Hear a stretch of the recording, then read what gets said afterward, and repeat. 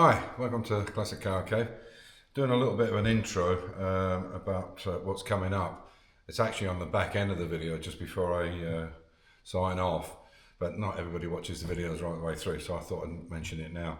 So I've had a chat with Max. It looks like the engine for the track car is finished. He's just got to put it onto the gearbox now. He's done everything. Check the compression ratios, the lot, which I'll give you on Sunday. It looks like I'll be able to pick it up Sunday afternoon, and Sunday night I'll do a video and I'll show you the engine and everything. Now that will take priority because we're booked for Red Bull Ring in September and hotel and so on and so forth. And my partner who's with the car financially is coming over from Dubai. So I've got to make sure that we put the kilometers on it and break the engine in or run the engine in. So I'm going to have to try and get some track time to do that. I'd like to put a couple of 100 Ks on it before we drop the oil and change the oil filter and oil and so on and so forth. So that's hopefully Sunday. I'll also give you an update on what's happening with the XJ6. I've managed to find some HD8 carburetors second hand, which I can completely rebuild. They're from a 420G, I believe. And a long-term viewer I've got, Stefan, in Germany, put me onto this guy. He even got the telephone number for me, and I'm in contact with him on WhatsApp.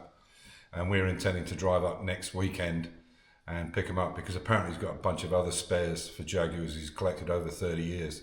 So that's the story. So this is all on the tractor. I hope you enjoy it. It's just a bit of bodywork on it, but I show what we do. I don't make this up. It's what we're actually doing at the time. So I hope you enjoy the video. Take care. So for the tractor, what I've done is I've made these strips which are going to go in between where the parts of the bonnet go together. And the idea is to strengthen up the seams because they're a bit crooked and there's a few issues. So what I'm hoping is to use two on each side, put the bolts through them, and it should secure the two lips nice and tight, and I can really clamp down on them. So I just put these bolts in just to check. So every one of them is in line, and I know that they'll fit up. So all I've got to do is the same on the 90-degree edges, which I'll show you now, and punch the holes in them and get them to line up. So as you can see, I want to put these sides back on, and they were welded on. So it actually overhangs there because there's a nose cone to go on the front. So they will just weld it in place. So what I'm going to do now is, rather than make a whole new flange, what I've done is I've got these steel pieces lined up, and then what I'll do is I'll weld those in place so it gives it a larger flange, because they're too thin on their own and they will just bend every time you try and lift up the hood. They're just not strong enough. So what I'll do is I'll weld this in place, do the same on that internal lip there, on this one. You see, there's not enough room to put a decent sized bolt in that, just a screw, which is not enough, a self-tapper. So we're going to double those edges up, and that will give us really a nice bolting area to. So I've cleaned all the edge up here where the welds were. Done the same on that one. This has still got to be repaired, but I want to be able to take it off. If there's any damage here or anywhere, I want to be able to take it off. If it's welded, you've got to take the whole thing off, and that was not the way it was designed anyway. So as I said, get this one in first, weld it in, get the one on the other side, and then they can be unbolted and bolted at leisure when we're painting them. So that's the theory behind it. So obviously what they'll be is welded on each part here in between the holes. And as you can see, there's just too much. I've cleaned it up, but it's just not enough to bite with a decent size. That's an 8mm bolts in there, and that's strong enough to hold it well. And as I said, it sticks out because that front cap goes on, which is going to need a lot of work. Yeah, it's in very poor condition. We knocked a fair bit out of it. It was really poor. Now we've got to try and clean it up. And I'm thinking maybe we just fill it rather than use lead. There's an awful lot of lead in there. But the lead would look nicer and it would last forever. So we'll see. We'll see how much time we've got. See, what I did was I put all the bolts in with these washers to flatten them out. They're loose now, but I flattened these right out so it would flatten the whole flange. I've welded on the inside now, and I've just tacked them in. What I can do now is tack better and then clean it and then prime it and do the same to the other side. And I think you can see that that size of that flange there, which is 2 centimeters compared to that, and there's quite a bit of damage here as well. Yeah, so I've got to clean all this edge up where it was welded together. There's a big one there, those 4 pieces. That I won't need to worry about because there's going to be a secondary flange in it now. Because trying to get that corner edge is a lot of work. This is a much easier way of doing it.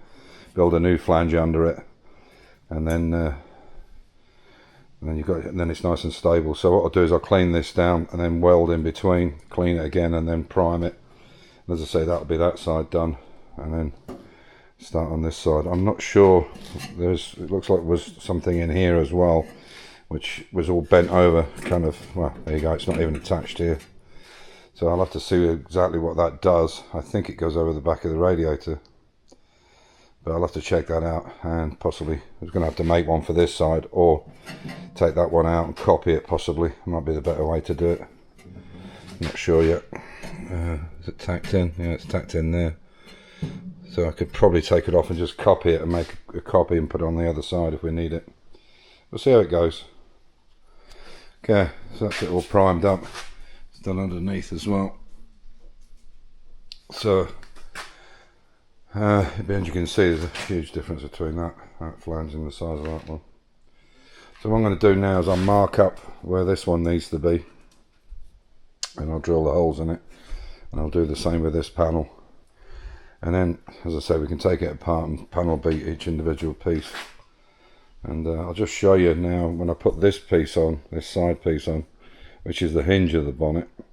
Because one of the things I have to do is obviously somebody's cut this out to slide it just over the bolts, whereas I want to put a new washer in there, but I need to line it up first. So this is why I'm trying to get the front ready. I don't need this front piece here, but we need the 2 sides so we can hinge it and see where it goes. And then what we'll do is put a bolt through a washer, put it against here, and then tack weld it in place and tack the whole bolt back off so we know it's straight. That's the plan anyway. Okay, so that's one done. It's taken a while, but now I can repeat the process, and you can see I've got that top flange on it now. So what I'll do is I'll weld that into place tomorrow, get all the bolts in, and it'll be a nice solid flange on there, and then do the same on this side. And obviously this is the overhang for the front of the tractor, so I have to get all that sorted out as well because these flanges are a bit bent. I'll show you what I mean. So this is it here.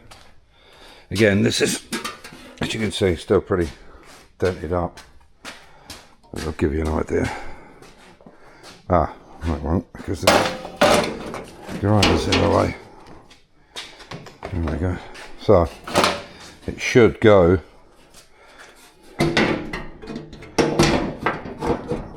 something like that. It will when it's all thingied in, so it should be in line. There we are.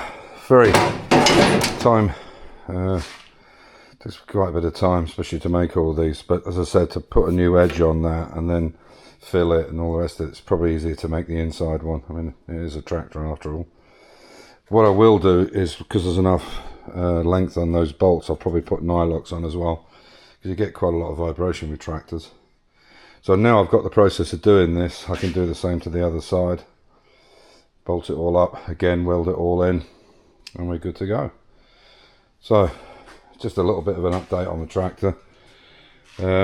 Amir's back on Monday night, so Tuesday, first thing I'm going to do is change these wheels around and put that left one onto the right and so on. And then we can start building it back up.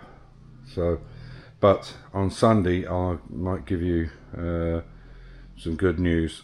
I've had a message from Max, and he thinks the engine will be ready, so I might better pick it up on Sunday or Monday, the engine for the track car, because that'll have to take priority, because I need to put some mileage on it before we go to Red Bull, which we're booked for. Anyway, as I said, stay safe, keep the faith, enjoy your hobby, and catch you in the next one on Sunday. Take care.